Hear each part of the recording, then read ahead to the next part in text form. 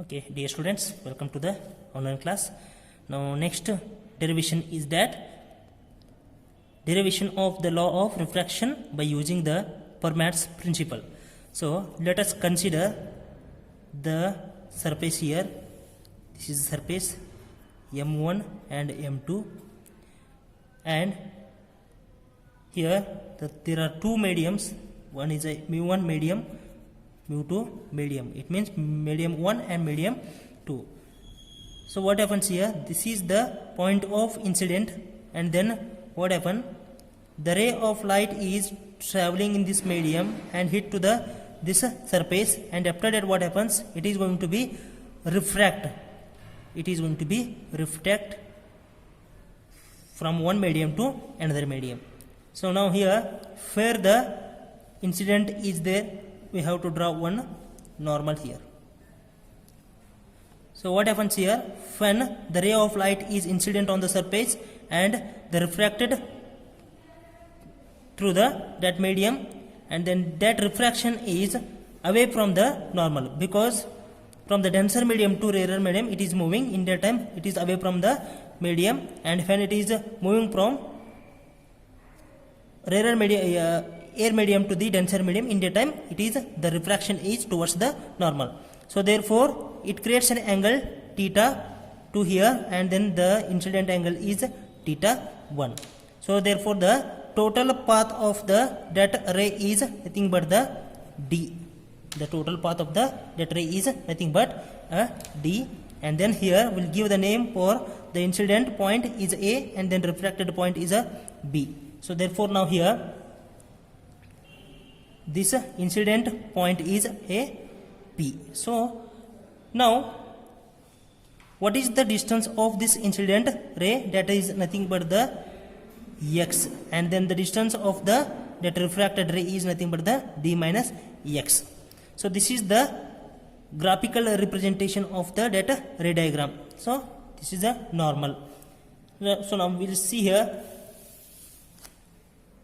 same diagram here. That is nothing but this is the surface. A ray of light AP is incident at a point P on the surface of M1 and M2 here. Two media of the refractive indices, that is mu1 and mu2. So this is the one media, and this is the another media. So and then AP be the incident ray. This AP is nothing but the incident ray, and PB is the refracted ray. So this PB is a refracted ray. And then what is the velocity? See here, if the ray of light is traveling from one medium to another medium, in that time what happens? The velocity of the light is going to be changed. So therefore now it depends on the refractive index. So now the velocity of the light along the AP is c by mu1, and then velocity of the light along the PB is c by mu2. So in last lecture what we have done the path length is a minimum.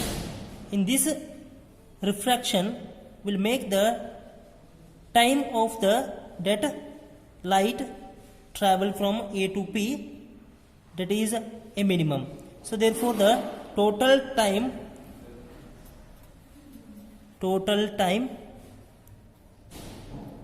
required to travel from AP to time for PP. It means here to travel that light from AP to PB, what is the time is required? So that is the nothing but total time, and so therefore now here total time T equals to what is that? How to find the time? It means if you want to find the velocity is equals to distance divided by time taken. So therefore now the time taken is equals to the distance divided by velocity. So therefore the distance AP divided by velocity v1 for the medium 1 it is. So now similarly here distance PB divided by velocity v2. So we'll write now here T is equal to, similarly both are here, the refracted ray and then the incident ray, both are gives the right angle triangle here now. So therefore we can write the formula for the that distance AP for the right angle triangle here. So we know that this path, that is x, and we know that this path, that is a. So find the diagonal here now. So what you will get here, you will get that is x square plus a square, x square plus a square divided by velocity v1 plus, now find the that diagonal that is in a refraction. So that is the d minus x whole square plus b square whole divided by v2. Now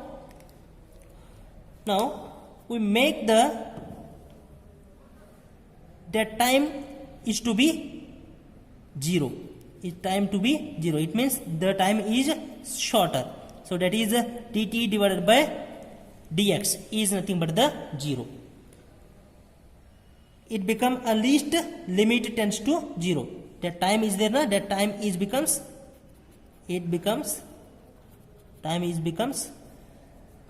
least limit tended to 0. So now here differentiate this above equation. I will give you the name. This above equation is nothing but the equation 1. So differentiate that above equation, equation 1, and then after differentiation what you will get, dt divided by dx is equals to 2x divided by this differentiation, 2x divided by 2 under root of x square plus a square. Why 2x here now? So the differentiation of root x is nothing but the 1 by 2 root of x. So therefore now here the inside the bracket x square is there, and then again you have to differentiate this x square here, and then what you will get here, multiplication of this 2x, and then again differentiation of x is a 1. So therefore that is nothing but the 2x divided by under root of 2 under root of x square plus a square. So now here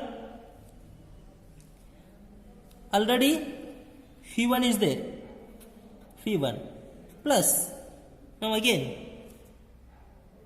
2 same differentiation again, 2 d minus x into minus 1. Why? Because minus x is there, and then we will get minus 1 here, and same thing here, it is 2 d minus x whole square plus b square, and now into phi2, and then next 2 to get cancelled here, 2 to get cancelled, and the equation becomes dt divided by dx is equals to x divided by root of x square plus a square into v1 plus d minus x into minus 1, right? That is under root of d minus x whole square plus b square. Okay, now come to the ray diagram. Sorry, first we'll make it solve, and now here dt divided by dx is nothing but the 0 here. So therefore the equation becomes x divided by under root of x square plus a square into phi1, and then directly we will take the left side, that is d minus x divided by under root of d minus x whole square plus b square. So let us come to the ray diagram now. See here, make this or write the sin theta and then sin theta 1 and then sin theta 2. So if you writing the sin theta 1, then what you will get here? Sin theta 1 is nothing but, so see here, this is the perpendicular to the that normal, and then this is also perpendicular to the that normal here. And now sin theta 1 is equals to sin theta 1 is x divided by this value, this path, under root of x square plus a square, under root of x square plus a square. So now similarly for this theta, sin theta 2 is equals to d minus x divided by under root of d minus x whole square plus b square, this b square, and then next here this distance is the d minus x from this point to this point, and then the opposite of the theta is this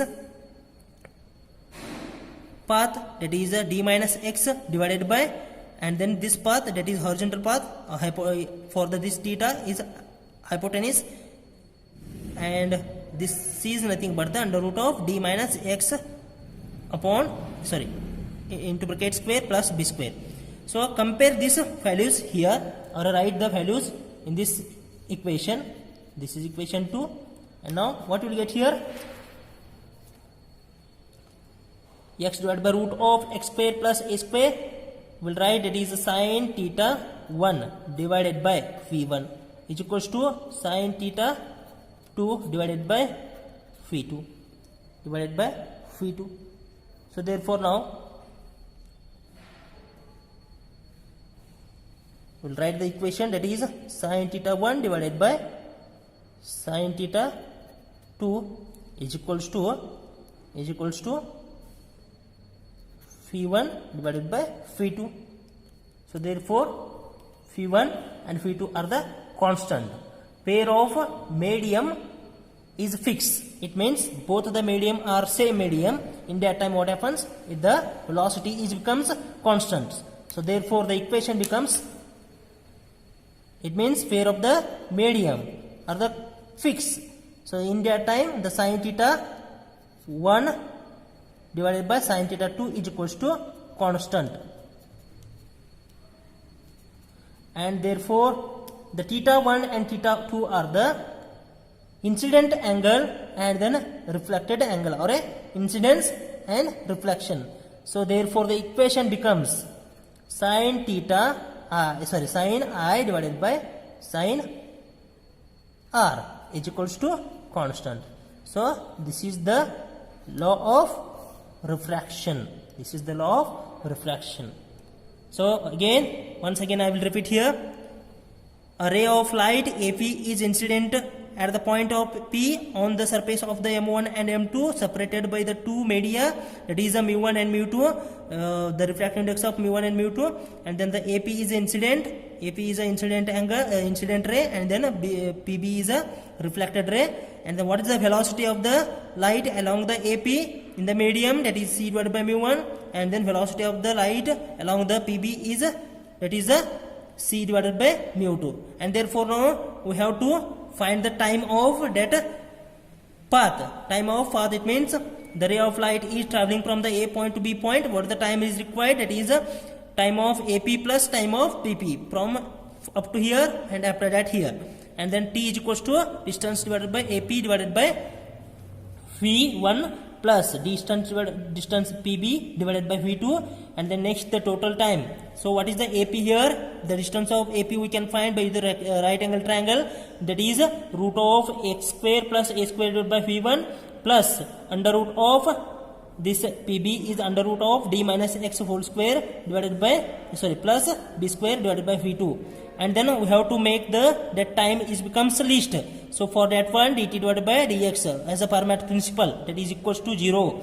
So now therefore if you differentiate this above equation, and then what you will get? You will get that is 2x divided by 2 root of x square plus a square into V1 plus 2 into d minus x into bracket minus of 1, and then divided by 2 root of d minus x whole square plus b square into phi 2.